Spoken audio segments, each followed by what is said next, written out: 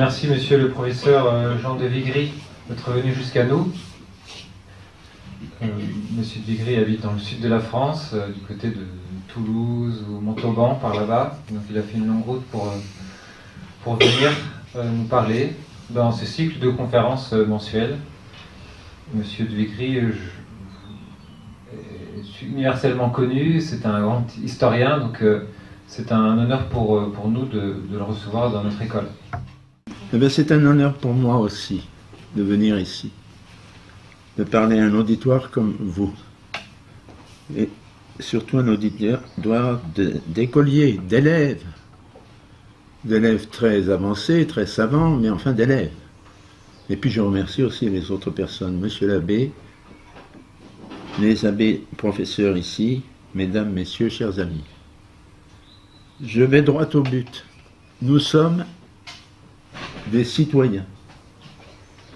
Notre Constitution commence par la Déclaration des droits de l'homme et du citoyen. Notre hymne national commence par cet appel aux armes citoyens. Enfin, aujourd'hui, le mot citoyen qualifie tout Français qui agit, nous dit-on, dans l'intérêt collectif et surtout favorise la diversité. Voilà. Il y a des banques citoyennes, il y a des assureurs citoyens, il y a des restaurants citoyens. Alors depuis quand sommes-nous citoyens? Nous sommes citoyens depuis peu de temps à l'échelle de l'histoire de la France. 225 ans seulement, ce n'est rien. Avant 1789, nous n'étions pas des citoyens, nous étions des sujets du roi de France. Un Anglais, un professeur de droit avec lequel je parlais il y a quelque temps, me dit « Nous ne sommes pas des citoyens », cet Anglais me dit cela.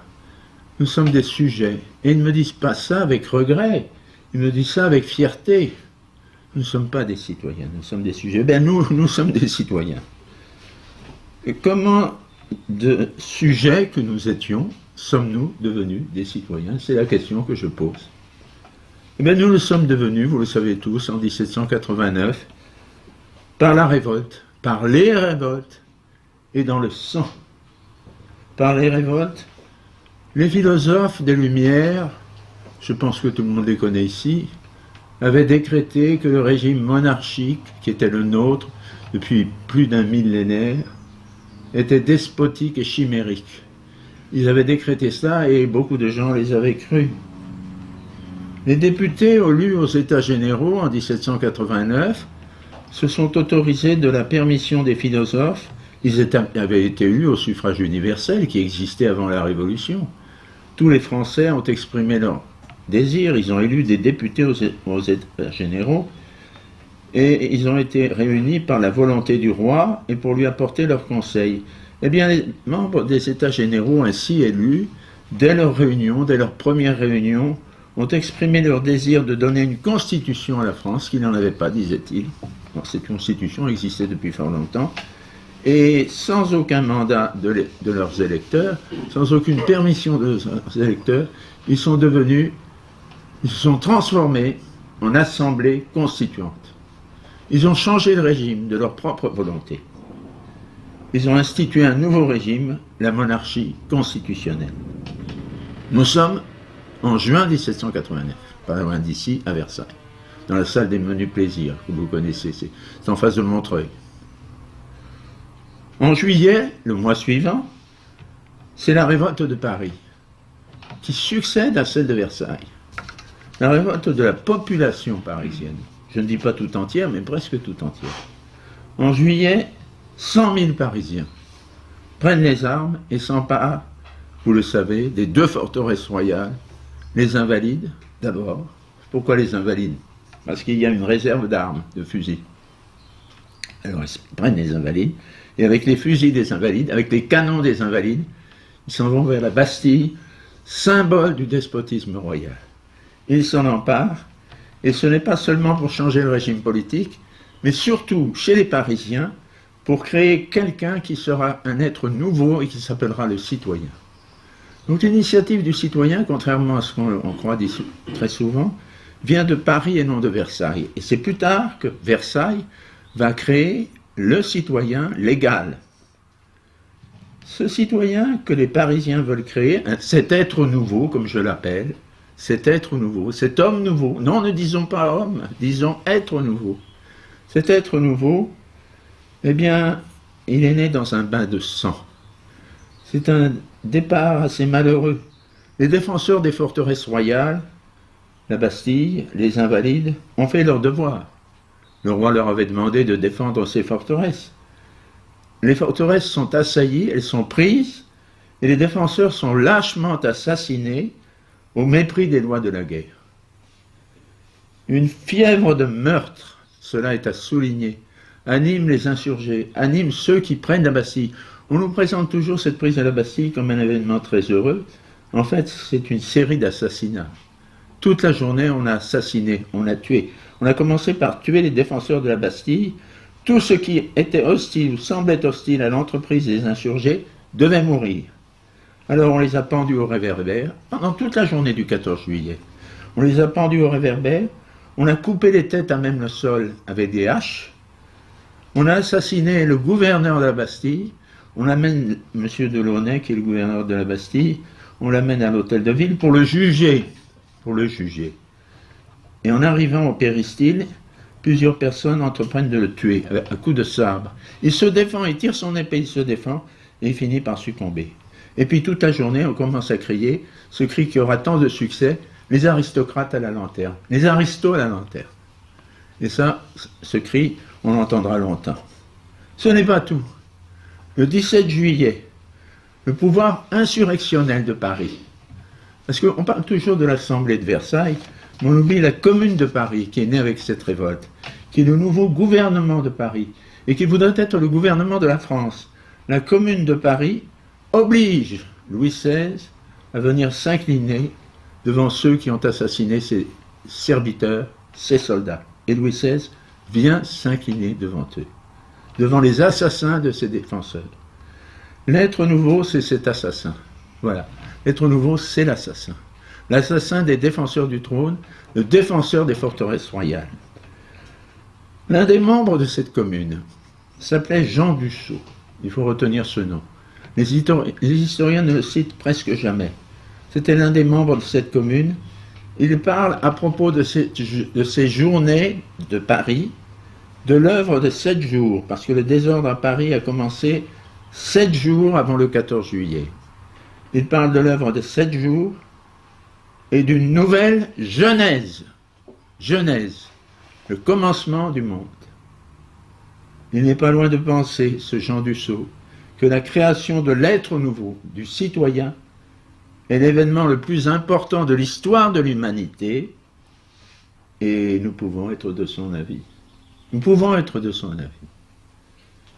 Le mois suivant vient la définition légale. Parce qu'il y a une correspondance continuelle entre Paris et Versailles. C'est très loin, comme encore aujourd'hui d'ailleurs. C'est très loin, mais enfin on peut arriver à joindre les deux villes. Il y a tout le temps des courriers entre Paris et Versailles, entre l'Assemblée et la Commune. Alors l'Assemblée se dit, Paris est en avance sur nous, l'Assemblée va définir ce personnage nouveau, cet être nouveau, c'est son travail. La Commune a autre chose à faire. Alors elle va donner une définition à cet être nouveau qui doit donner son nom au nouveau régime. Car nous ne sommes pas à Paris dans la perspective de créer un nouveau régime politique. Ce n'est pas ce que les Parisiens veulent. Ils veulent changer l'être humain. C'est ça qu'ils veulent. Ils ne pensent pas à la politique. Ils ne pensent pas à la démocratie. Ils pensent à l'humanité. Ils veulent créer un être nouveau. Et Versailles va donner dans ce sens. Et l'Assemblée de Versailles va donc voter le 26 août 1789. Cette fois-ci, vous voyez, nous avançons, nous sommes en août. Le 26 août 1789, après de longs débats, l'Assemblée constituante vote la Déclaration des droits de l'homme et du citoyen, qui est encore inscrite dans notre Constitution. La Révolution française est une recréation de l'homme. Et le régime politique n'est que le serviteur de cet homme nouveau, de cet être nouveau, je ne dois pas le dire homme. La politique n'est rien, la démocratie n'est rien. D'ailleurs, la démocratie existait déjà. Je rappelle que les États généraux ont été élus au suffrage universel. Ce qui explique, enfin, j'ai peur de m'éloigner de mon sujet, ce qui explique un certain mépris que les hommes politiques de la République éprouvent pour l'électeur, pour celui qui a voté, surtout s'il a mal voté. On ne le respecte pas. Ce n'est pas ça le but de la Révolution. Ce n'est pas ça le but de la République. Cet être nouveau est donc défini. Il est défini. Alors je me suis tourné vers les juristes, vers les grands professeurs de droit. J'en connaissais. Heureusement pour moi. Je ne citerai aucun nom. L'un d'eux, qui est très réputé, je dirais quand même qu'il est membre de l'Académie des sciences morales et politiques, me dit, mais mon cher ami, je suis en vacances, c'était au mois d'août, mais quand je vais rentrer à Paris, je consulterai mes livres et je vous enverrai tout ce que l'on sait en droit sur le citoyen. Il va à Paris, il rentre et il me dit, non, j'ai rien trouvé du tout. Comment vous n'avez rien trouvé du tout? Ben non, finalement, les professeurs de droit ne s'intéressent pas du tout à cette notion de citoyen. Ah, vous serez le premier, me dit-il. Mais je ne suis pas professeur de droit. Et puis j'en ai consulté un autre par acquis de conscience. Il m'a fait une réponse analogue. Cet être nouveau est donc mal défini. Et moi, j'ai eu difficulté à savoir qui il était. Même en lisant 10 fois, 20 fois, 100 fois la Déclaration des droits de l'homme et du citoyen. J'en ai conclu que c'était un être bizarre, que cet être nouveau. Les juristes d'ailleurs n'ont jamais réussi à en donner une définition. Il a des droits en tant qu'homme, la liberté, l'égalité, la propriété. Il a des obligations en tant que citoyen, comme la formation de la volonté générale à laquelle il concourt, comme l'obéissance à la loi. Mais c'est tout, je ne trouve rien d'autre. Je sais aussi que les deux mots sont inséparables. Un spécialiste de la Révolution, Claude Nicolet, dit qu'on ne peut pas séparer les deux mots et que ces deux mots associés créent, dit-il, une nouvelle nature pour l'homme. Donc on est à la fois homme et citoyen, et cela fait un être nouveau. C'est assez curieux, je me suis penché un peu sur cette analyse. Il est composé donc de l'homme et du citoyen, le premier doté de droits, le second soustrait à des obligations, et puis on les distingue, mais on ne les sépare pas, on ne les sépare jamais. Et c'est Nicolet qui nous le dit, il nous dit les deux mots sont inséparables, vous ne pouvez pas les séparer. C'est une association indissociable. Et cette association, je répète, c'est très important, crée une nouvelle nature pour l'homme, et c'est pourquoi j'emploie l'expression dans tout mon livre d'être nouveau, qui existe encore, vous en êtes. Vous en êtes. Peut-être pas, mais enfin, théoriquement, vous en êtes. Alors, il est défini vaguement, mais son rôle est précisé de façon très étroite, très restreinte, mais très bien, c'est très bien fait. Son rôle est précisé au cours des années suivantes. On ne sait pas trop qui il est, mais on sait le rôle qu'il doit jouer. 90, 91, 92. Il est précisé que le citoyen sera toujours armé. Alors ça, évidemment, ce n'est plus le cas. Hein. Enfin, on y reviendra. Il est armé, il est en alerte permanente. Pourquoi? Parce qu'il y a des ennemis, des méchants, qui en veulent aux droits de l'homme et du citoyen. Il faut donc se défendre, il faut se battre contre eux. Il est en alerte permanente, et on a créé une troupe, dès le début, qui s'appelle la Garde nationale. Le premier jour de l'insurrection, le 14 juillet, à Paris, naît cette armée civile qui s'appelle la Garde nationale, et qui a pour fonction de protéger, de défendre, d'exalter, de faire connaître l'être nouveau, la Garde nationale. Au début, elle n'existe qu'à Paris, puis elle existe à Versailles. Les Versaillais tout de suite font une Garde nationale, et puis les autres grandes villes, et puis les villages, puis les bourgades. Les plus petits villages font des gardes nationales dès le mois de septembre. Oui, quelquefois, beaucoup en font le mois d'août. Alors, le décret du 12 juin 1791, c'est-à-dire 2 ans plus tard, va décider que la garde nationale s'étendra au territoire tout entier. Donc tous les citoyens seront armés et feront partie de la garde nationale. Les citoyens, c'est-à-dire les hommes, car les femmes ne sont pas citoyens. Hein, j'ai oublié de le dire, mais c'est quand même assez important. Oui, c'est important. Alors, vous savez que le 29 juin 1791, le roi Louis XVI, qui n'avait plus de pouvoir, qui subissait les avanies de l'Assemblée, le roi Louis XVI a voulu quitter Paris et se réfugier à Montmédy sur la frontière, où il a des troupes fidèles. Et de là, espère-t-il, je dicterai, se disait-il, ma loi à l'Assemblée. Donc le voilà parti de nuit, dans des conditions bizarres, avec sa femme, ses enfants, la gouvernante des enfants de France et quelques autres personnes. Et Fersen qui conduit la voiture, mais pas très loin. Et quel est l'espoir de Louis XVI en partant? Trouver des troupes fidèles, bien sûr, mais rencontrer son peuple. Surtout, il veut rencontrer son peuple. Il a l'impression que les Parisiens ne font plus partie de son peuple.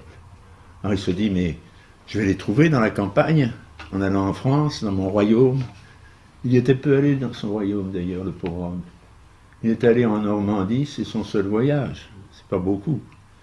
Les rois ne voyageaient plus beaucoup depuis Louis XV. Enfin bon, je passe sur ce point. Donc il se dit, je vais rencontrer mon peuple. Je vais rencontrer mes sujets. Et que rencontre-t-il? Des citoyens. Les Français se sont métamorphosés. Ils ne rencontrent plus que des citoyens devenus, la plupart, des gardes nationaux. Autrement dit, des citoyens. Et c'est elle, cette garde nationale, qui va arrêter le roi à Varennes. La garde nationale d'un petit village qui s'appelle Varennes va arrêter le roi. Et c'est la garde nationale de toutes les villes, de toutes les bourgades, de tous les villages du royaume entre Varennes et Paris, qui va ramener le roi et la famille royale en triomphe pour les vainqueurs, pour ceux qui ont vaincu le roi, jusqu'aux Tuileries, où habite le roi. Cette garde nationale, elle joue un rôle très important dans cet événement. Et le 20 avril 1792, alors presque un an plus tard, en déclarant la guerre à l'Autriche, l'Assemblée législative transforme le citoyen, non plus en simple mainteneur de la paix civile, mainteneur de l'ordre, disposé à mettre à la raison le roi et sa famille, à abattre le despotisme, mais en guerrier, en quelqu'un qui va faire la guerre, la vraie guerre contre les ennemis de la France, contre les ennemis de la nation, c'est le mot qu'on emploie. On ne dit pas beaucoup la France, on dit la nation. Vous savez qu'aujourd'hui c'est pareil, on ne dit plus la France.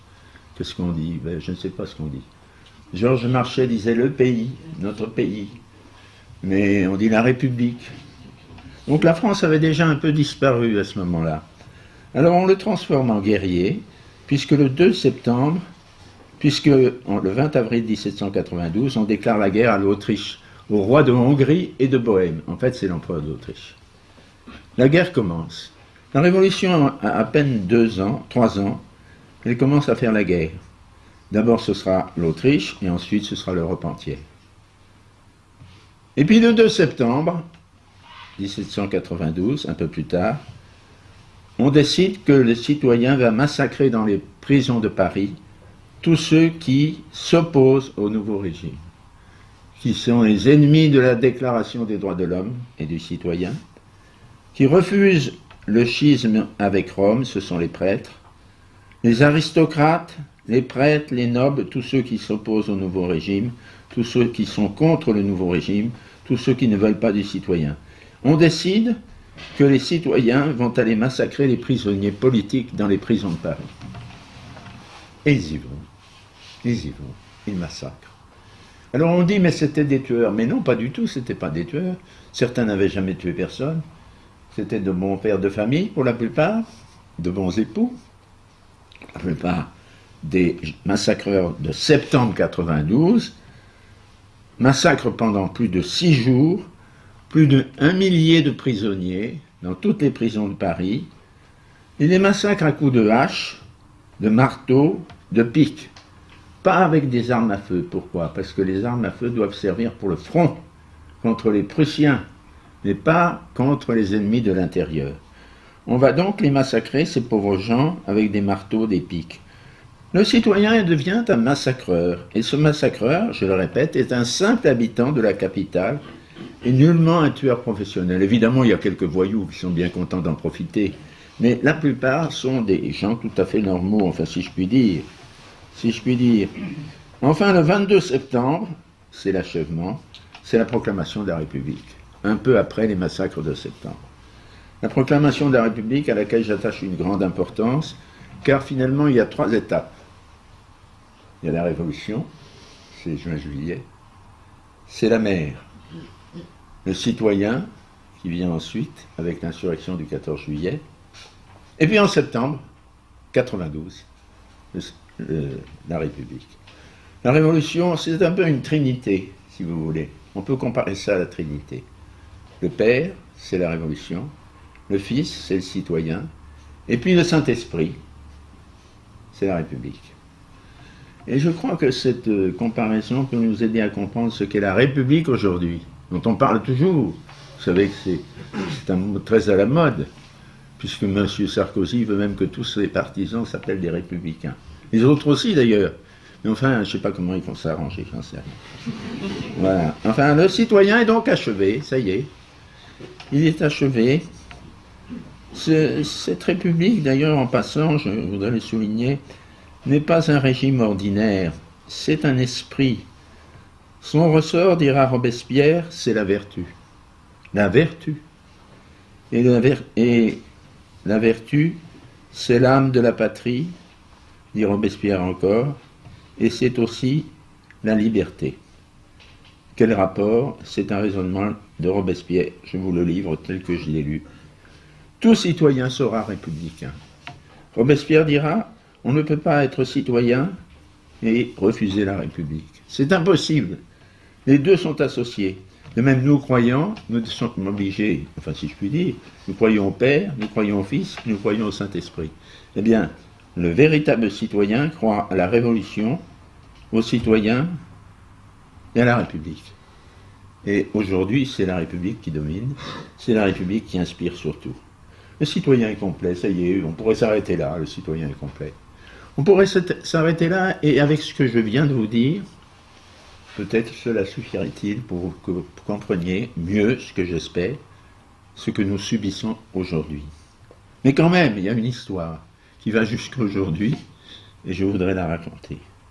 Le citoyen est achevé, il est achevé, son rôle est précis, sa définition très vague, son rôle bien précisé, il ne reste plus qu'à l'employer. C'est ce qu'on va faire. On l'emploie d'abord comme soldat, pour lutter contre les nations barbares qui refusent les droits de l'homme. Et toutes les nations sont barbares, puisqu'elles ne veulent pas de cet être nouveau. Toutes les nations sont à proscrire, à vaincre, à dominer, à conquérir. On l'emploie donc comme soldat pour combattre les nations barbares et conquérir et piller leur territoire, comme dit l'un des membres de la Convention. On l'emploie comme soldat et on l'emploie ensuite, en 93-94, comme fonctionnaire de la terreur. J'ai estimé à 500 000 personnes environ, 500 000 Français. C'est ennuyeux parce que je me suis aperçu que beaucoup d'entre nous pouvions descendre d'un terroriste. Et je l'ai constaté dans certaines familles que je connais bien, qui sont fort honorables. Je ne dirais pas la mienne, mais enfin, j'ai fait des constatations bizarres. Et alors j'ai constaté aussi que beaucoup de gens savent qu'ils descendent d'un terroriste de 93-94. Qui étaient ces terroristes? C'était d'abord les membres des comités de surveillance. Toute commune doit avoir un comité de surveillance qui est élu par les habitants. Comité de surveillance, c'est-à-dire qui vérifie la citoyenneté, la fidélité au régime, et qui fait arrêter ceux qui ne sont pas de vrais citoyens, et qui délivre des certificats de civisme. Et si vous n'avez pas votre certificat de civisme, vous pouvez trembler pour votre vie, pour votre survie. Les membres des comités de surveillance, les juges des tribunaux, du tribunal révolutionnaire à Paris, les jurys du tribunal révolutionnaire de Paris, les juges des commissions militaires, les soldats de l'armée révolutionnaire, qui n'est pas l'armée qui va se battre sur les frontières, mais qui est destinée à instaurer le nouveau régime en France, dans le territoire même. Et puis les bourreaux, il ne faut pas les oublier. Il ne faut pas oublier non plus les concierges. Les concierges, ce sont les directeurs des prisons. Il y a un personnel nombreux. Il ne faut pas oublier non plus les exécuteurs, les bourreaux, oui. Les aides des bourreaux. Il y a la guillotine dans une centaine de villes. Enfin, à mon avis, j'ai fait une estimation peut-être trop large, mais je ne crois pas. Si je l'avais fait trop large, les annales historiques de la Révolution française me l'auraient reproché. Or, je n'ai encouru jusqu'à maintenant aucun reproche de la part de ces spécialistes de la Révolution. Oui, pourquoi sont-ils terroristes? Eh bien, comme dit Robespierre, parce que la terreur est une émanation de la vertu. La vertu, c'est défendre les droits de l'homme et c'est défendre le citoyen. C'est une notion qui vient de Montesquieu. Le véritable citoyen de la République est vertueux. Alors, maintenant, il y a une difficulté.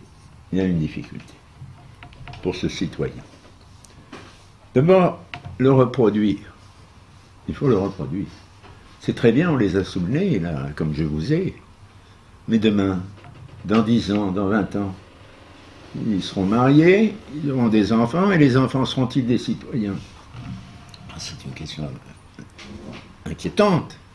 Comment va-t-on faire? Il ne faut pas compter sur les écoles n'existent plus.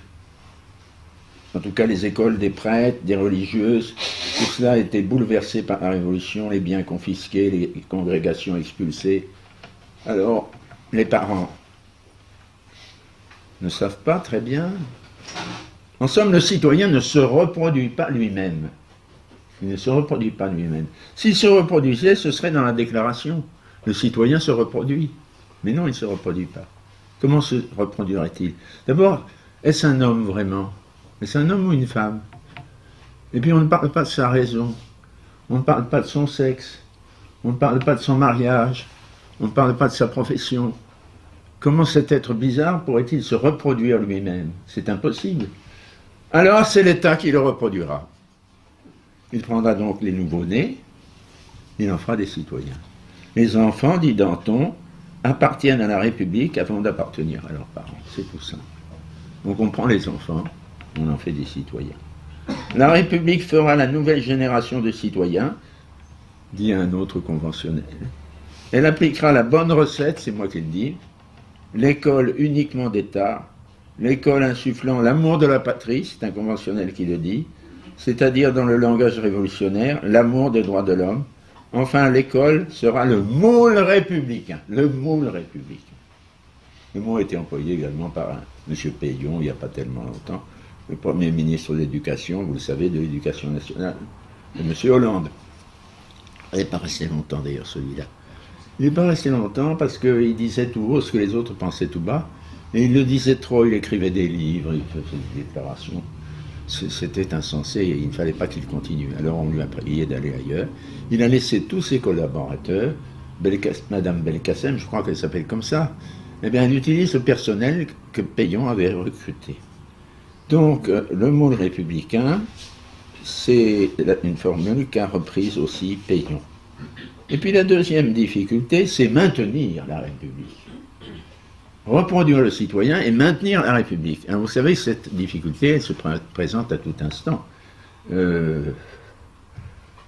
Et alors, qu'est-ce qui se passe? On mobilise à l'intérieur de l'hexagone, du pays, la défense républicaine. C'est une expression que vous pourrez entendre chez les hommes politiques. La défense républicaine, c'est tous les gens qui sont de l'école révolutionnaire, et la franc-maçonnerie, bien entendu, joue un rôle très important à ce moment-là. Quand il y a une menace sur la République, rappelez-vous les succès de Jean-Marie Le Pen au début, il y a eu mobilisation. On a fait Bantras, on a fait des processions. Après, quand il s'est trouvé pouvant prétendre à la présidence de la République, on a processionné dans les rues, on a fait défiler les enfants, bientôt les bébés de la crèche. La population doit faire la défense républicaine. C'est extrêmement important. Maintenir la République, parce que sans la République, on peut bien faire le citoyen, l'éducation nationale peut bien travailler à faire le citoyen, mais ce n'est pas suffisant. Il faut régénérer régénérer, parce que sinon il dépérit. Cet être nouveau, vous pouvez le reformer, vous pouvez faire de ces petits-enfants des citoyens, mais il faut du sang neuf. C'est la République qui va le donner. Ce sont les valeurs républicaines, vous connaissez cette expression aussi. C'est ça le sang neuf. Alors la République est un esprit créateur, dit Robespierre. Son but est de purifier et de régénérer le citoyen. Je dirais que la République tient la clé du système. La clé, non pas du régime, mais du système révolutionnaire.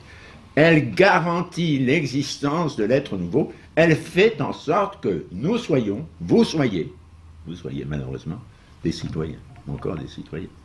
Sinon, il n'y aurait plus de citoyens, s'il n'y avait pas de République. Donc on doit à tout prix maintenir la République, qui n'est pas un régime politique, comme croient certaines personnes.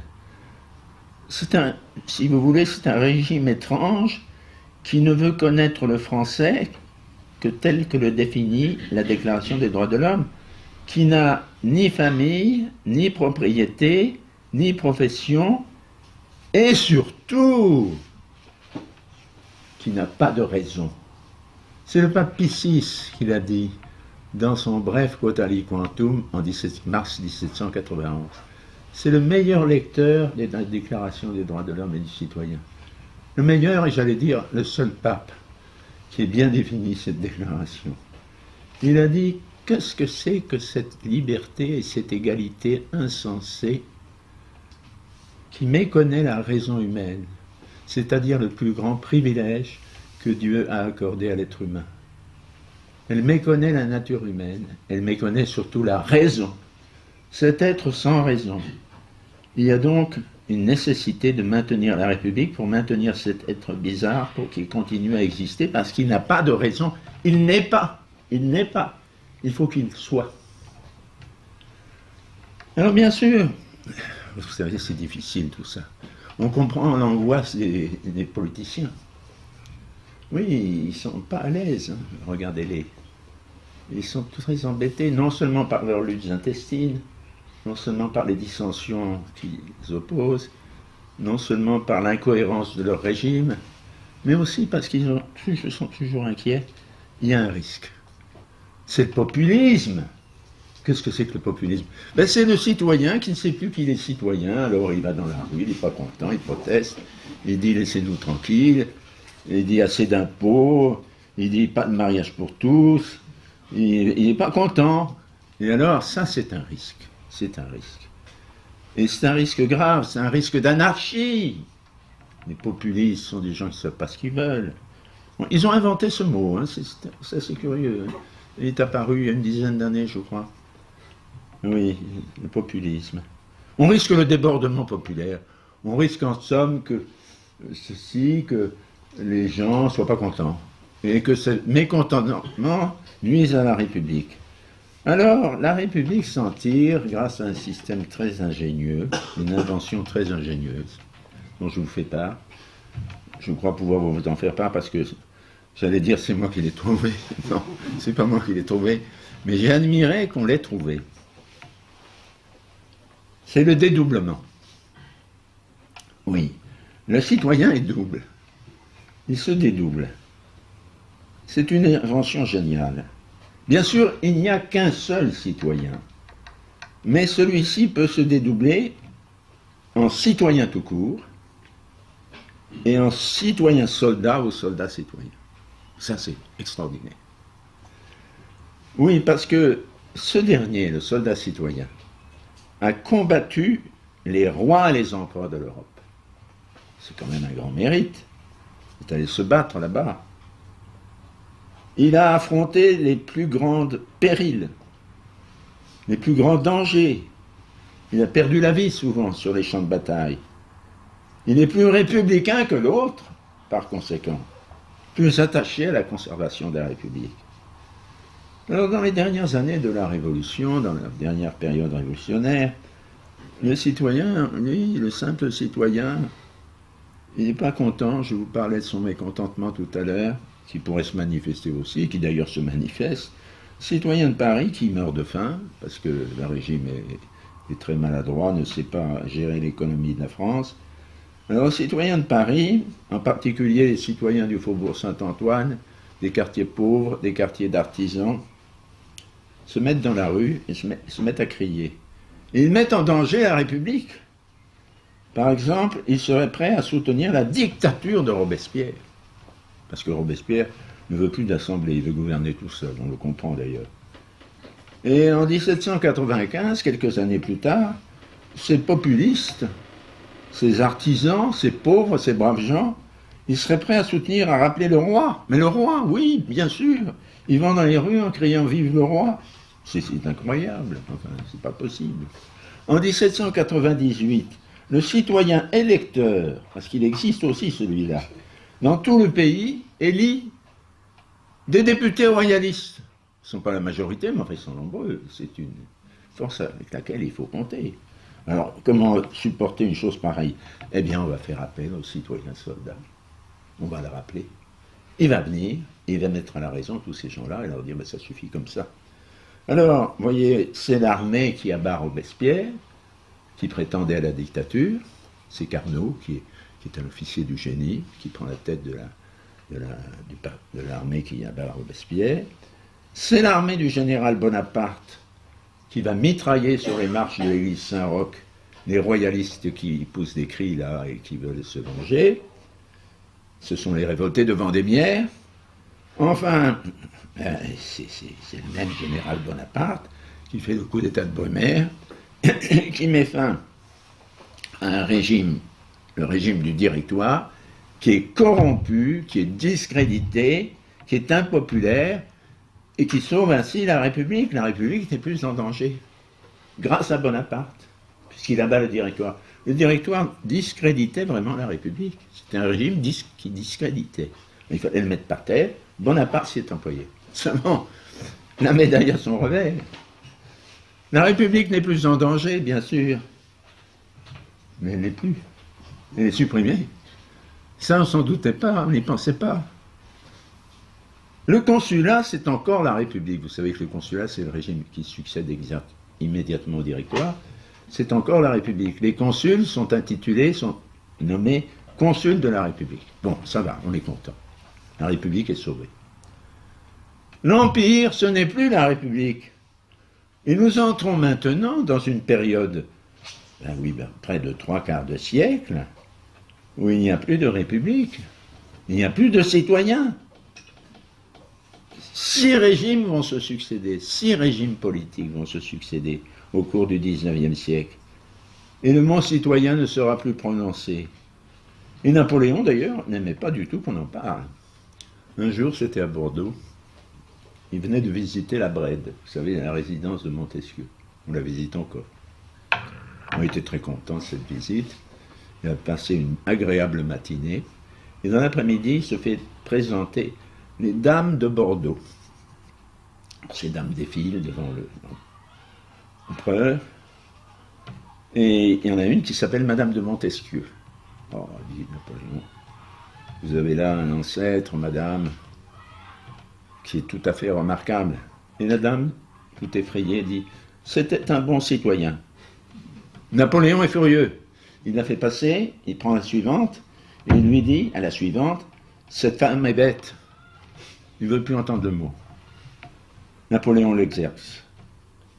La déclaration des droits n'est plus inscrite dans les constitutions. Alors on peut se demander, là je suis quand même perplexe, le citoyen est-il mort? Certains l'ont cru.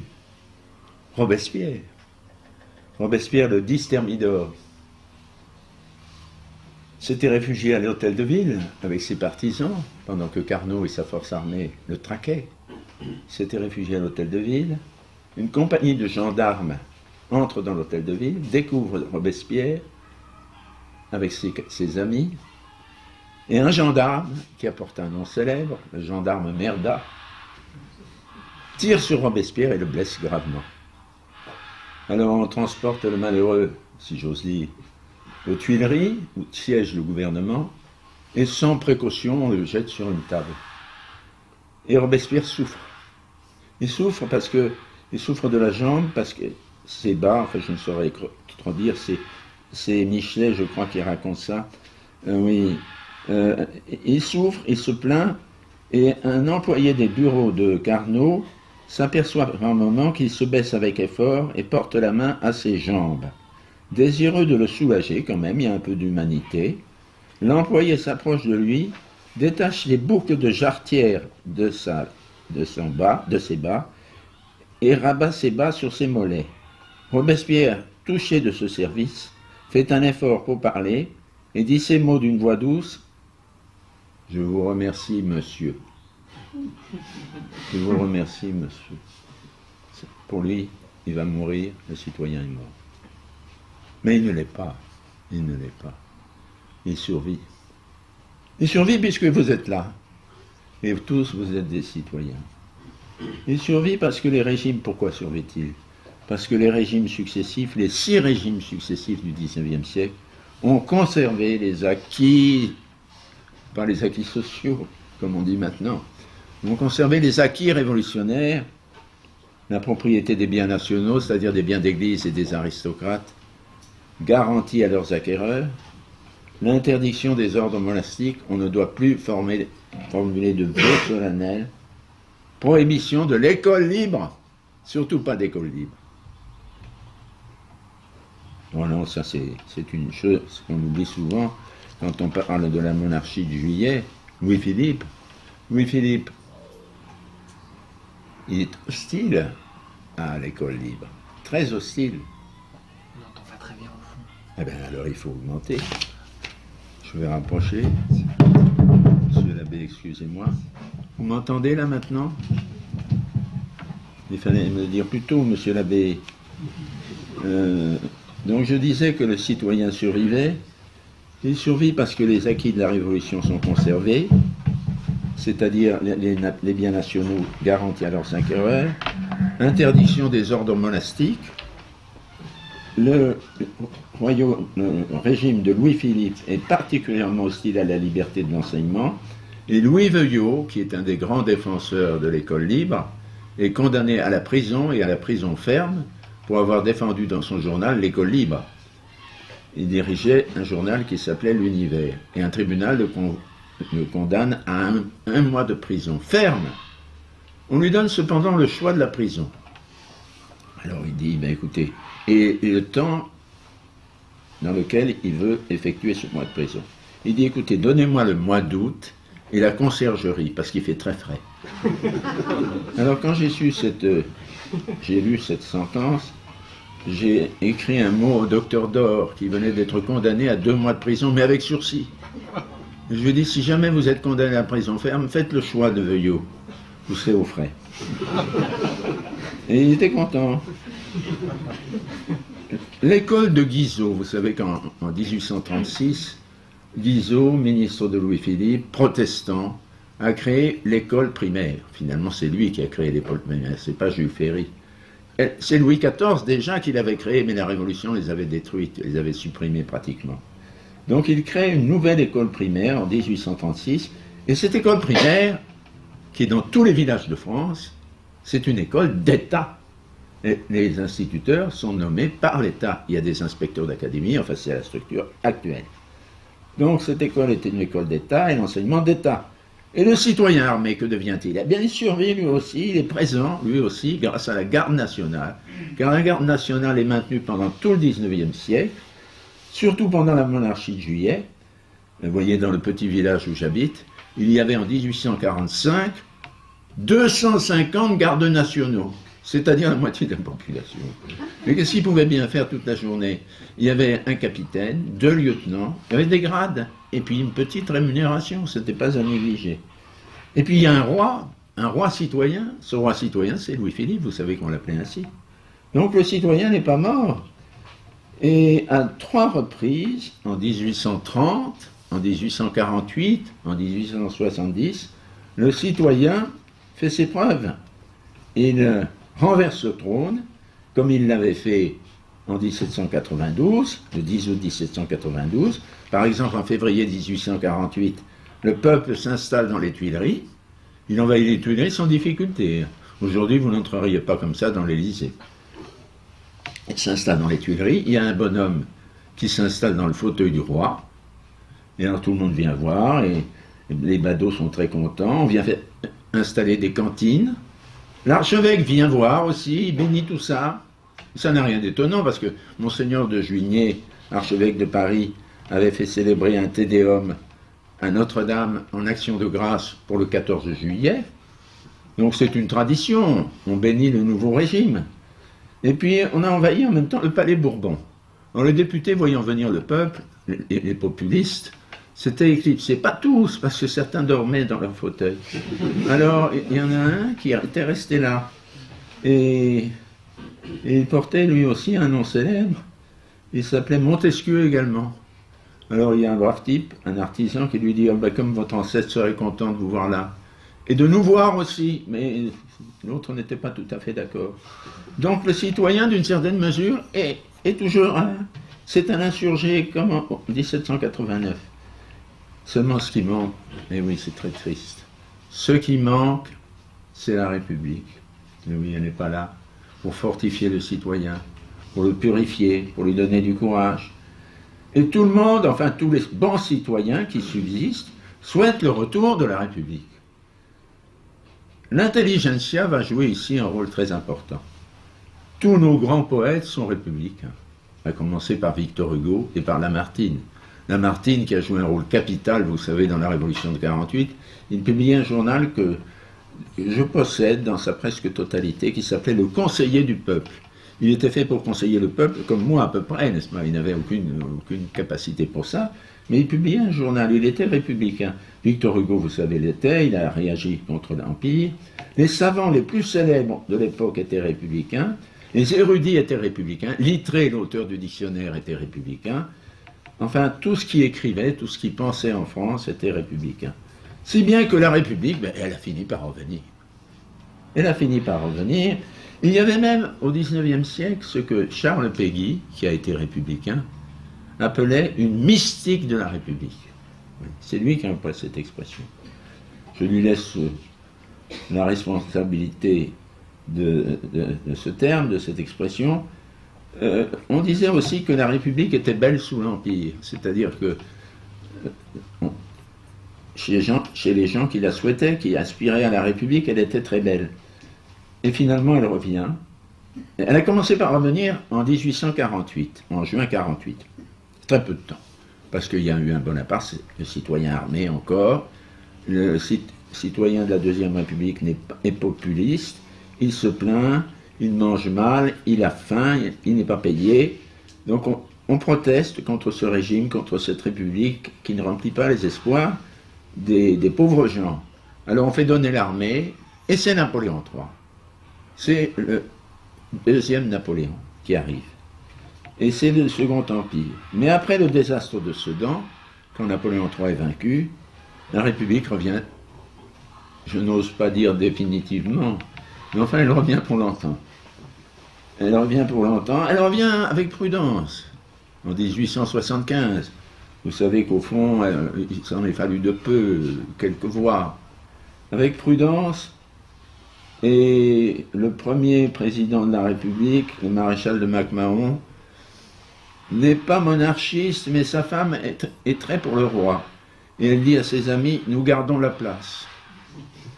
Elle sera, cette République-là, mais elle aura des continuateurs, elle aura pour dernier président, pour dernier chef, le maréchal Pétain, qui n'est pas président de la République. Et la Troisième République commence par un militaire, et se termine avec un militaire. Vous voyez comme les militaires ont joué un rôle important dans l'histoire du citoyen. Donc la République revient prudemment avec MacMahon, qui inspire confiance, que si vous voulez, MacMahon c'est quand même un homme honorable, il a une bonne famille, il a des ancêtres, on lui fait confiance. Il est catholique, il va à la messe, on lui fait confiance. Mais la République a dû, pour cela, pour ce retour de la République, les républicains ont dû tuer beaucoup de monde, assassiner beaucoup de monde. Il a fallu rassurer la bourgeoisie qui craignait une République rouge. En juin 1948, les populistes, comme je disais tout à l'heure, se révoltent. Et c'est une révolte très sanguinaire. C'est une révolte qui fait des morts. Il faut envoyer des régiments, il faut envoyer des généraux, il faut se battre. Et Paris a peur, la bourgeoisie a peur. Finalement, cette cette insurrection du peuple parisien est vaincue. Mais elle recommence avec la Commune de 1871. En 1871, les communards sont des résistants. Ils ne veulent pas de l'allemand. Ils ne veulent pas du traité avec l'allemand. Mais ils sont surtout des communistes et des revendicateurs très dangereux. Alors on va les exterminer. Et les deux républicains, qui sont Gambetta et Thiers, qui se succèdent au pouvoir, vont procéder à l'extermination quasi complète des communards. Un quart de la population ouvrière de Paris a été rayée de la carte en 1871 par les troupes républicaines de Gambetta et de Thiers, par des généraux qui étaient républicains. Le général de Gallifet, qui commandait une partie de ses forces armées qui entraient dans Paris, qu'on appelait les Versaillais, le général de Gallifet, malgré son nom à particules, était républicain. Et c'est un des généraux qui a tué le plus de monde.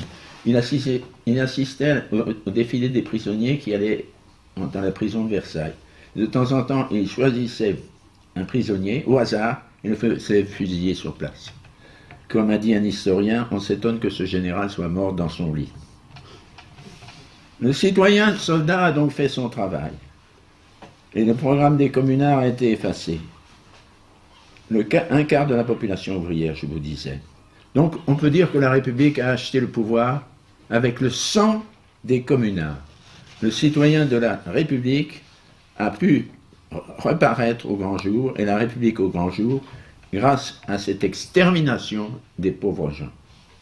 La République, la troisième, fait donc des débuts prudents, elle rassure la bourgeoisie, elle est présidée par un militaire que l'on dit monarchiste, mais très vite, elle va montrer sa véritable nature, celle de la Révolution.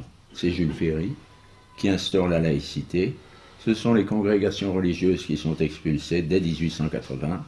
Le citoyen avait été gardé au chaud pendant près d'un siècle et il est remis sur le pavois. Il est bien celui de 1789, on le reconnaît. C'est cet être artificiel et c'est surtout un être anti-chrétien. La République montre à nouveau sa nature d'anti-chrétien. Car on parle souvent de la Révolution, on dit elle a maltraité le clergé, les évêques disent elle a maltraité le clergé, elle n'a pas été gentille pour les prêtres, mais elle a été surtout anti-chrétienne. Elle a été contre le Christ. Et la République troisième du nom est anti-chrétienne. On le voit avec l'expulsion en 1880 de 5643 moines et religieux, sans que la population manifeste, j'allais dire, la moindre hostilité au régime. Vous savez, il y a eu quelques personnes qui sont venues protester quand on a traîné les Chartreux l'un après l'autre hors de la Chartreuse. La même chose s'est produite dans d'autres monastères, mais pas beaucoup à Bellefontaine, par exemple. Mais dans l'ensemble, la population française a accepté cette expulsion et n'a pas protesté. C'est extrêmement curieux. En somme, les gens sont redevenus citoyens. Et le citoyen est remis sur le pavois. L'expulsion n'a pas suscité de véritable protestation. Et finalement, nous retrouvons là la véritable nature de la Révolution, de l'être nouveau. L'être nouveau, c'est celui qui n'est pas consacré à Dieu. Et c'est pourquoi les vœux de religion sont si insupportables au régime républicain.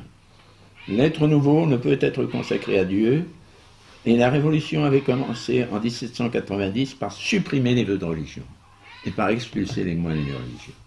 Et on recommence en 1880. Alors on a de la chance d'en avoir encore aujourd'hui. On peut se dire que c'est une chance. On dit beaucoup de mal de la cinquième, mais que si vous voulez quand même, il y a des moines solennes, il y a des écoles hors contrat. Oui, il faut voir quand même ce qui s'est passé. Mais ça ne veut pas dire qu'ils ne feront pas ça. Ça ne veut pas dire tout. C'est dans le programme en tout cas. Un homme consacré à Dieu n'est pas un être nouveau. Il ne peut pas être un être nouveau. La grande entreprise de la colonisation, la conquête du monde, l'Empire français va être le second après celui de l'Angleterre, eh bien cette entreprise de la colonisation se fait dans un esprit laïque, vous le savez. Les missionnaires suivront les soldats, mais dès le début, il a été interdit de toucher à l'islam, de prêcher le christianisme aux musulmans, de convertir les musulmans. C'est la religion du progrès que l'on va enseigner à ces sauvages, comme dit Jules Ferry, à ces sous-hommes, comme dit un autre républicain. C'est les droits de l'homme qu'on va leur enseigner dans les écoles. Ce sont des êtres inférieurs aux blancs. Il ne s'agit pas de les christianiser, ce serait changer la superstition en une autre superstition. Enfin, pour tout compléter, et pour reprendre le programme révolutionnaire, aux armes citoyens. Aux armes citoyens, reprendre l'Alsace-Lorraine, c'est le programme de la revanche, mais surtout abattre les régimes encore catholiques en Europe, les royautés catholiques comme l'Autriche, attachées à la foi catholique. En 1889, date anniversaire, le service militaire de 3 ans, c'est long, hein, 3 ans. Moi, ma génération a fait 28 mois, c'était long. Alors 3 ans, vous vous rendez compte. Alors le service militaire est institué.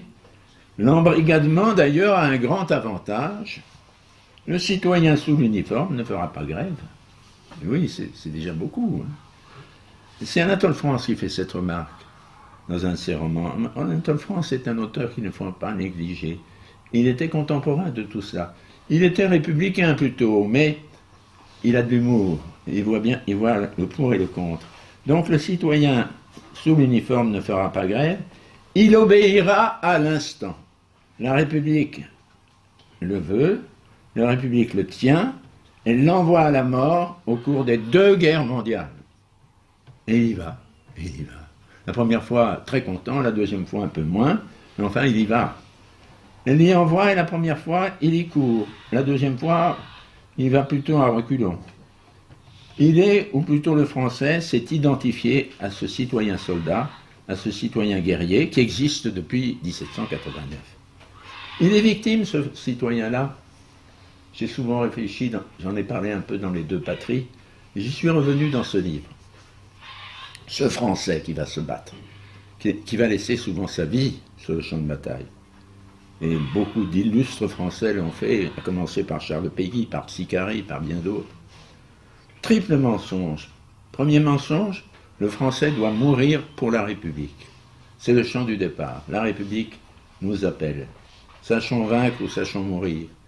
Et le Français doit vivre pour elle, le Français doit mourir. Voilà. Voilà ce qu'on chantait et tout le monde le chantait. C'est le chant du départ. Deuxième mensonge, la guerre est la guerre du droit. C'est nous qui avons raison. Et non pas de notre droit à nous, mais du droit universel, celui des droits de l'homme. Et enfin, les Allemands sont des sous-hommes. Oui, ce sont des animaux.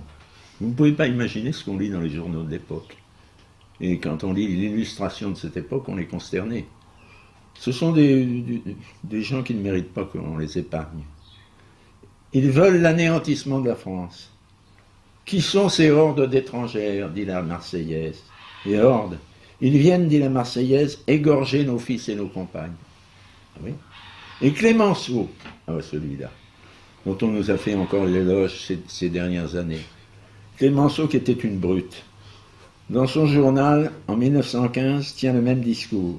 Il écrit qu'il faut vaincre, je cite, « avant que nos femmes et nos enfants soient emmenés aux chaînes d'une nouvelle captivité de Babylone. » De Babylone, rien que ça. Le citoyen des 2 guerres mondiales devient de ce fait un citoyen mort. 1 153 000 morts français lors de la Première Guerre mondiale. Et en 1940, il devient un citoyen prisonnier des Allemands. On oublie les 2 millions de citoyens prisonniers de 1940-1945, 2 millions de prisonniers français, séparés pour 4 ans de leurs femmes et de leurs enfants. On ne parle jamais de ça, ou très rarement. On fait des congrès sur la déportation, sur Buchenwald, on rappelle tout ça, mais le petit prisonnier normal, celui qui était dans son stalag, eh bien, on n'en parle pas, on en parle le moins possible. La République, non, je ne dois pas porter de jugement de valeur. La République ne cesse pas avec la défaite de 1940, parce que cette deuxième guerre a été fatale à l'armée française.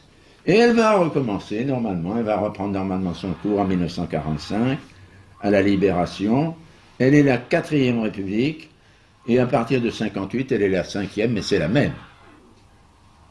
À ses tout débuts, en 1944-45, je dois le rappeler, elle a mis en usage à nouveau le massacreur, le citoyen massacreur qui n'avait pas pris de service depuis quelque temps. Elle a lancé le massacreur sur le terrain pour punir ceux qui avaient collaboré, mais surtout ceux qui avaient adhéré à la devise du maréchal Pétain, travail, famille, patrie. Bien sûr, les maquisards communistes, car un grand nombre sont communistes, veulent chasser les Allemands, et on ne peut pas les critiquer, mais ils veulent surtout préparer un gouvernement communiste. Et alors, il faut se débarrasser des notables, des bourgeois, et des pauvres gens qui sont maréchalistes. Et on tue, on assassine, on torture. Alors, je parle quelquefois de ça, mais j'ai peur d'impressionner mon auditoire.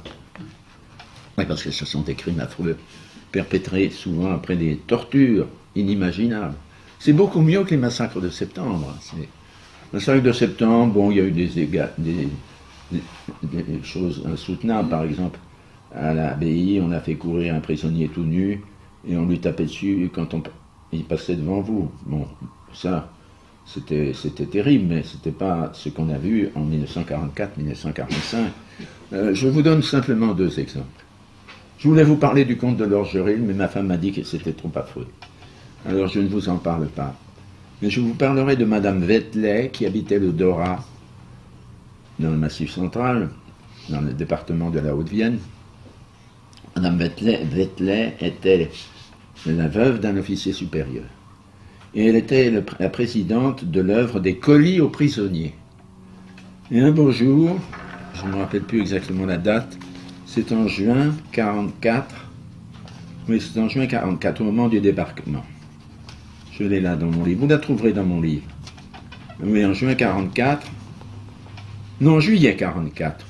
En juillet 1944, on vient la chercher un soir, chez elle, et on réquisitionne et on emmène de même 30 personnes notables de la petite ville du Dorat. Et dans la nuit, ils sont tués d'une balle dans la nuque. C'est la méthode soviétique. Et le lendemain, les tueurs vont trouver les familles, leur disent, écoutez, on a pris des otages, mais il faudra nous donner un peu d'argent pour les nourrir. Récemment, le Figaro a lancé une campagne de publicité, tous ces derniers jours. Elle a envoyé, et le Figaro a envoyé quelques exemplaires, quelques échantillons pour montrer la qualité du journal. Et dans l'un de ces numéros, il y a l'histoire de Guingouin, qui était l'assassin communiste du Dorat, le chef des assassins communistes. Et il y avait le compte-rendu dans ce numéro d'un livre intitulé « Un héros de la libération, Guingouin ». Alors, la dame qui reçoit une des personnes qui reçoit cette publicité est précisément la petite fille de Madame Vetlet. Elle voit ça, elle recule d'horreur, elle frissonne d'horreur. Et me charge de répondre à l'auteur de l'article, qui est un journaliste du Figaro. Je lui ai écrit, je lui ai dit, vous avez raconté que Guingouin était un héros, mais ce n'était pas un héros, c'était un assassin. Alors il me dit, vous savez, il me répond, mais je suis un romancier, le genre littéraire autorise des libertés. Je lui dis, oui, peut-être, mais pas celle-là. Vous avez transformé un assassin en héros de la libération. Or, c'était seulement un assassin. Alors, quelquefois, le mensonge, souvent même le mensonge paye, mais cette fois-ci, le mensonge ne paiera pas, car la dame qui a vu cet article, qui était la petite fille de Madame Vetlet, ne s'abonnera jamais au Figaro. Et mon deuxième exemple, je tiens du pays où j'ai habité longtemps, c'est-à-dire de la petite ville de Montauban. Dans la petite ville de Montauban, il y avait 2 frères, qui s'appelaient les frères Lescure. Ils avaient 35 et 38 ans. Tous les 2 étaient pères de famille. Et ils venaient d'adhérer à la milice. On était juste à la libération. Ils s'étaient inscrits, très maladroitement d'ailleurs, juste à la fin du régime, juste au moment de la libération. On les arrête. Ils n'ont jamais rien fait, ils n'ont jamais porté les armes, on les arrête. Et le tribunal, la commission militaire, les condamne à mort tous les 2. L'évêque de Montauban, Monseigneur Théas, intervient avec le pasteur protestant et écrivent au préfet du Tarn-et-Garonne. Et le préfet répond, la justice de la République doit passer. Et on les fusille le lendemain, publiquement. Mais au fond, De Gaulle a dit la même chose. Il a dit la justice de la République devait passer. Elle passait. Donc je n'insiste pas sur cet épisode, je dirais seulement que beaucoup de Français furent victimes de cette émergence nouvelle du citoyen. 400 000 Français, c'est une estimation d'un journaliste qui avait été communiste, 400 000 Français environ furent victimes de l'épuration sauvage ou officielle. Il fallait que les Français comprennent plus jamais ça, plus jamais ce retour à l'être humain normal. On fusilla, on tortura, et la justice passa. Alors la cinquième, c'est le citoyen décolonisateur, c'est le citoyen électeur, vous êtes la plupart électeurs. Qui n'est pas électeur ici? Il y en a un seul, vous voyez, c'est pas beaucoup. C'est le citoyen électeur, c'est le citoyen crétinisé, ce n'est pas de lui que je parle. Et enfin, c'est le citoyen privé de son associé, de l'homme. Ils étaient tous les deux accolés, et on ne pouvait pas les séparer, puis tout d'un coup, on s'aperçoit que l'homme a disparu. Décolonisateur, je ne commenterai pas longtemps. On l'utilise d'abord pour garder les colonies, parce que les colonies sont républicaines. La franc-maçonnerie, il y a beaucoup d'adhérents. Et on protège l'Empire. En Algérie, on envoie même le contingent, c'est-à-dire le citoyen. On l'envoie. Pourquoi? Parce que l'Algérie, c'est la France. Alors, 1 million de Français ont traversé la Méditerranée. Et ce n'était pas une partie de plaisir. Le Parti communiste veille, cependant. Il est le nouveau génie de la République. Et les soldats d'Indochine, d'abord, sont l'objet de la vindicte des communistes. Pourquoi? Parce que les communistes disent, ce sont les rebelles qui ont raison, ce sont eux qui sont des citoyens, parce qu'ils défendent leur pays. Et un communiste français, Boudarel, est envoyé là-bas pour commander des camps de prisonniers français, les torturer, les faire mourir.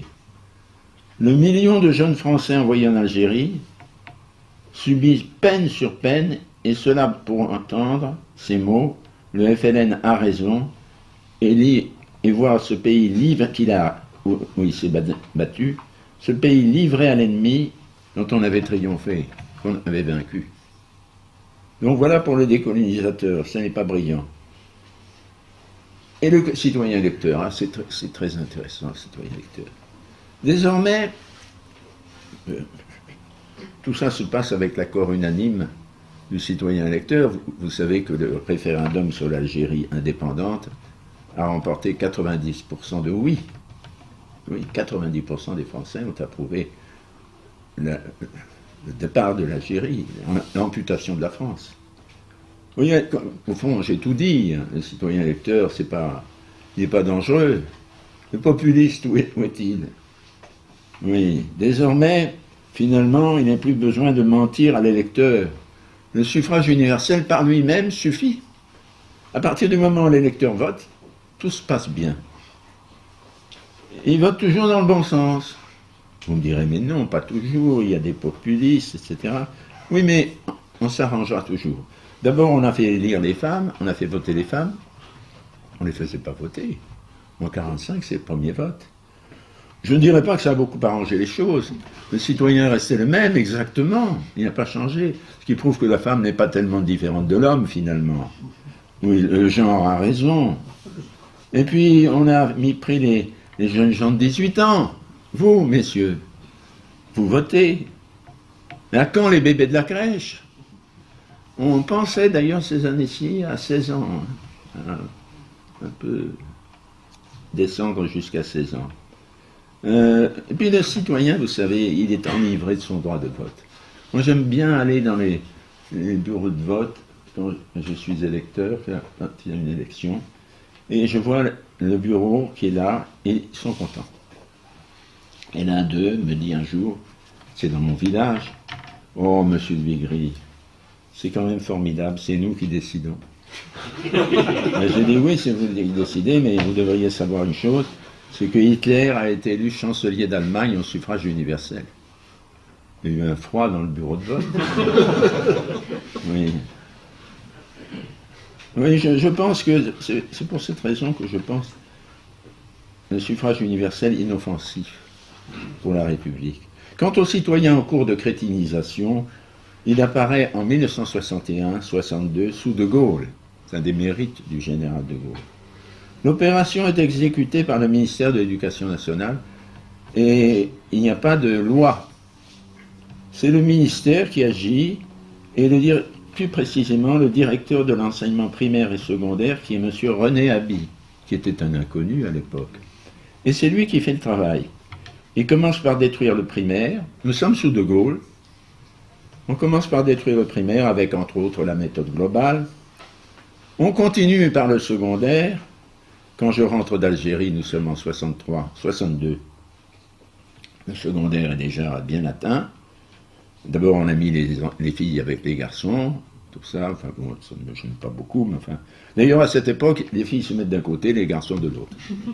Voilà. On commence donc par détruire le primaire, on continue par le secondaire. On affaiblit la grammaire, on dit qu'elle ne sert à rien. L'orthographe est négligée, la géographie transformée en développement durable. Alors ça, c'est inouï, n'est-ce pas ? Le développement durable. Il y a des images. Alors, qu'est-ce qu'on voit ? On voit un hôpital à Paris, tout propre, tout moderne, et puis un hôpital à Tombouctou. Alors, c'est une case avec des pauvres noirs qui sont là à soigner des blessés qui sont sur des brancards. La thèse de cet enseignement géographique, soi-disant, est celle-ci. Les pays riches ont tort d'être riches et les pays pauvres devraient être plus riches. Et les enfants apprennent ça toute l'année. Et à la fin de l'année, ils ne connaissent pas les 5 continents. C'est le programme de 4e. L'histoire est mutilée, amputée. Oh, il y a des choses invraisemblables. On parle beaucoup de Najat. Mais vous savez, déjà avant, c'était terrible. Louis XV avait disparu. Il a régné 59 ans sur la France. Il n'est plus dans les manuels depuis longtemps. Les SVT, vous savez, les sciences de la vie de la Terre, sont consacrés pour un bon tiers à la reproduction des animaux et de l'être humain, jusqu'à la classe de seconde, et à la non-reproduction, bien sûr, en seconde, première et terminale. Oui, on parle aux écoliers des plus petites classes de la reproduction, et ils en savent beaucoup là-dessus, déjà. Enfin, à partir de cette principale, et je vais finir, à partir de la présidence de Giscard, on a entrepris de réduire l'homme. Réduire l'homme qui forme, nous disaient les spécialistes, une unité indissociable avec le citoyen. Alors ça, la République va y porter atteinte. Elle légalise l'avortement, c'est-à-dire le meurtre des enfants dans le sein de leur mère. Bon, vous connaissez la suite. Le mariage des homosexuels, bientôt le meurtre des vieillards. En somme, on va faire disparaître l'homme. Il ne restera plus que le citoyen. Mais alors c'est du coup qu'il sera artificiel, s'il ne reste plus que lui. C'est la suite. La théorie du genre aggrave la réduction. L'homme n'a plus de sexe. Le citoyen n'a plus d'homme avec lui. Cet homme n'avait déjà pas de raison, mais maintenant il n'a plus de corps. S'identifier à ce personnage devient très difficile, car il est vraiment très contre nature. Alors, certains se sont aperçus, mais oui, ils ont dit quand même, ça ne va plus, il faut faire quelque chose. Sarkozy, vous savez, qui est si intelligent, il s'est dit, il faut que je fasse quelque chose. Et alors, il a dit, on va refaire le citoyen, on va procéder à une petite réflexion, assez importante d'ailleurs. J'en parle à la fin de mon livre. Au début des années 2000, tout d'un coup, vous voyez apparaître le mot citoyen, qui connaît une fortune nouvelle. Alors je vous disais tout à l'heure qu'on lisait des entreprises citoyennes, des clubs de foot, des écoles. Citoyen est devenu une sorte d'adjectif, oui. Adjectif qualificatif, s'appliquant à toute institution ou personne morale, favorisant la diversité, c'est-à-dire l'immigration. Alors j'ai un ami qui m'a écrit, c'est invraisemblable, on a changé le sens du mot. Il m'écrit ceci, qu'il avait trouvé dans un journal. Il me dit, je lis dans la presse qu'il y a des restaurants citoyens. L'autre jour, j'ai entendu parler à la radio quelqu'un, non seulement d'engagement citoyen, de menu citoyen pour un banquet citoyen, mais de pommes de terre responsables. Alors, vous savez, quand on arrive là... Quant aux scouts, alors n'en parle pas, les scouts de France. Ils sont citoyens jusqu'au bout des ongles. Il n'est pas question d'autre chose.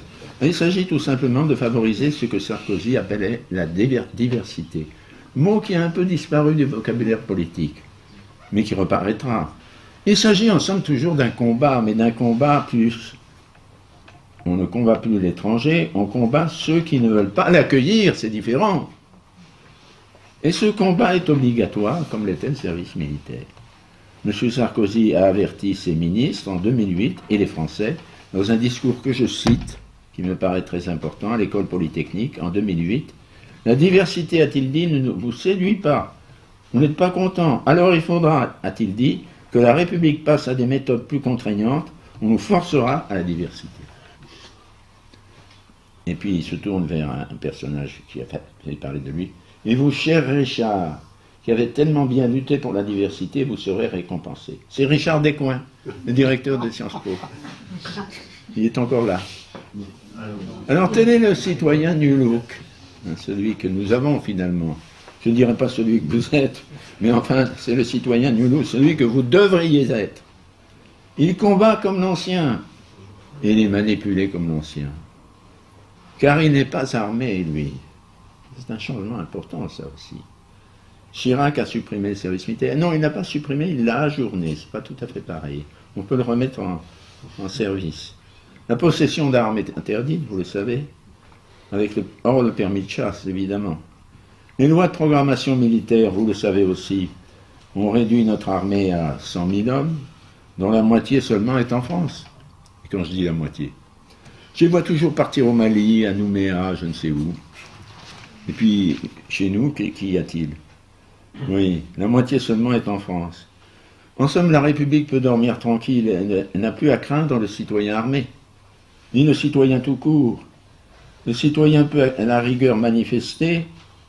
Oui, il peut aller sur les Champs-Élysées, il peut aller dans les grandes villes, sur les places, crier contre le mariage pour tous, injurier les ministres, etc. Il peut le faire. Mais des forces police considérables, 140 000 hommes, c'est plus que l'armée régulière, veillent à la sécurité de la République et empêchent les manifestations de mal tourner. Le citoyen est crétinisé, désinformé, il n'a jamais été plus manipulable qu'aujourd'hui, et le Français, qui est obligé de s'identifier à lui, n'a jamais été plus qu'aujourd'hui son prisonnier. De là sans doute cette impression d'accablement que nous ressentons. On se dit, mais qu'est-ce qui nous arrive? Qu'est-ce qu'on va faire? Je pense que je suis d'accord avec vous là-dessus. Moi-même, je me pose des questions, je me dis, mais qu'allons-nous devenir? Qu'est-ce qu'il faut faire? Et nous ne trouvons pas de réponse. Et c'est pas moi qui vous la donnerai. Je suis historien, je ne suis pas un devin. Mais je pense que l'histoire peut nous aider un peu. Nous pouvons y trouver la vérité. L'histoire montre que la vraie patrie des Français ne consiste pas dans les droits de l'homme, nous le savons, mais qu'elle a été pour nos ancêtres non seulement la terre et les morts, comme disait Barrès, mais les vertus chrétiennes, la monarchie sacrée. L'histoire montre que les droits de l'homme et du citoyen sont une illusion, un mensonge, que l'être nouveau qui n'a pas de métier ni de famille est un mythe, et que ce mythe a engendré la mort des Français, les déclins de la France. Et oui, ça, nous le savons. Nous connaissons la fausse patrie, nous savons que la patrie au nom de laquelle on a envoyé les Français mourir n'était pas la vraie patrie. C'était la patrie des droits de l'homme. Mais seulement ces mensonges ont la vie dure. Alors, commençons par nous-mêmes. Moi, c'est le conseil que je donne. Commençons par nous-mêmes. Dévoilons les mensonges. Cessons d'agir en citoyens. Et pensons au respect. Pensons au respect de notre propre nature. Nature d'être raisonnable créée par Dieu. Rappelons-nous l'Antiquité grecque. Rappelons-nous Antigone. Elle veut enterrer la dépouille mortelle de son frère, vous savez. Créon ne veut pas. Elle va mourir à cause de ça. Mais elle va le faire quand même, non pas par devoir, mais par respect pour son frère. Que sera l'avenir de la France? Le suffrage universel, en tout cas nous en sommes certains, ne ramènera pas le bien commun. Enfin, je ne suis pas prophète, mais je pense qu'il ne ramènera pas le bien commun. Jusqu'ici, en tout cas, il ne l'a pas fait. On peut même dire qu'il a aggravé la situation. Tous les ans, on fait des progrès. On descend. On descend jusqu'au fond. Alors des gens me disent, mais quand on sera au fond, on remontera. Mais non, il n'y a pas de fond. Il n'y a pas de fond. Le politique d'abord. Vous savez, le fameux axiome de Charles Maurras. Vaut-il encore? Je ne sais pas, j'en doute. Je sais seulement que nous affrontons non un régime, mais une idéologie. Si on affrontait un régime politique, on pourrait se soulever contre un régime. Mais contre une idéologie, c'est pas la même chose. Alors, commençons par nous-mêmes. Respectons en nous-mêmes notre nature, la nature de nos enfants. dans notre prochain l'homme créé à l'image de Dieu. Et ce sera un petit commencement. Nous serons peu nombreux, et la République peut durer encore longtemps, grâce à ce qu'elle appelle la défense républicaine, c'est-à-dire des alliances imprévues, et grâce à des fortes mobilisations, je ne sais pas, on ne peut pas dire que nous serons sauvés par les électeurs, je suis même convaincu du contraire. Nous pourrons, je mets dans ma conclusion qu'il faudra, pour mettre fin à la Trinité, à la fausse Trinité, une intervention des puissances supérieures. Mon éditeur était intrigué. Mais si même peu nombreux nous dénonçons le mensonge et nous démasquons le mythe, la République révolutionnaire, la République de l'idéologie perdra peu à peu de sa force et nous la verrons disparaître. Ainsi, je l'espère, si nous chassons le mensonge, la vraie cité revivra et elle puisera, comme elle l'a toujours fait, à la source grecque, et elle puisera, c'est-à-dire à la justice et à l'amitié, dont Aristote, dans son éthique à Nicomaque, vante les vertus, à la justice et à l'amitié, et elle puisera aussi, bien sûr, à la source chrétienne, animée par la charité. J'ai fini, je vais peut-être parler trop longtemps, je vous remercie de votre attention.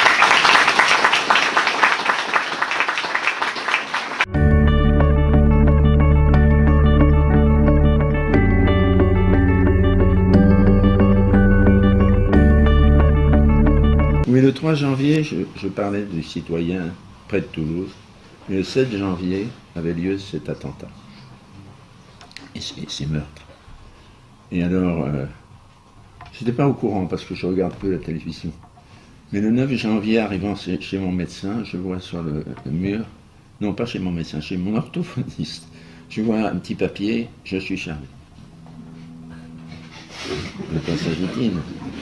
Alors on m'a mis au courant, bien sûr, et un journal un périodique catholique m'a demandé d'exprimer mon avis sur cette affaire. Et le rédacteur en chef m'a demandé si l'affaire Charlie modifiait ma conception et mon histoire du citoyen. J'ai répondu non. Non, l'affaire Charlie a montré que la grande docilité du citoyen, plus manipulable que jamais. On lui dit, vous êtes Charlie, il est Charlie. Et voilà, c'est tout. C'est tout, et ils sont très nombreux à être Charlie. Je me rappelle en 68, en mai 68, quand j'étais assistant à la faculté de Paris, c'est-à-dire à la Sorbonne, il y avait l'affaire Cohn-Bendit. Cohn-Bendit avait été chassé, expulsé de France pour semer le désordre. Il est rentré le soir même, parce que dans la matinée, un professeur de la Sorbonne qui s'appelait Jacques Droz avait dit « Nous sommes tous des juifs allemands ». Et dans l'après-midi, tous les étudiants de Paris avaient manifesté en criant « Nous sommes tous des juifs allemands ». C'était une préfiguration du « Je suis Charlie ». Donc, il y a eu simplement une démonstration de la docilité du citoyen, dont le pouvoir ne pouvait que se réjouir. D'ailleurs, le soir même, ou le surlendemain, Hollande était à la Philharmonique, vous savez, cette nouvelle salle de concert.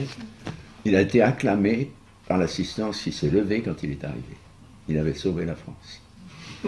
Voilà ce que je pense de l'affaire Charlie. Je crois qu'elle n'a rien changé. Et malheureusement, il nous a apporté une preuve de plus de ce fait que le citoyen est manipulable à volonté.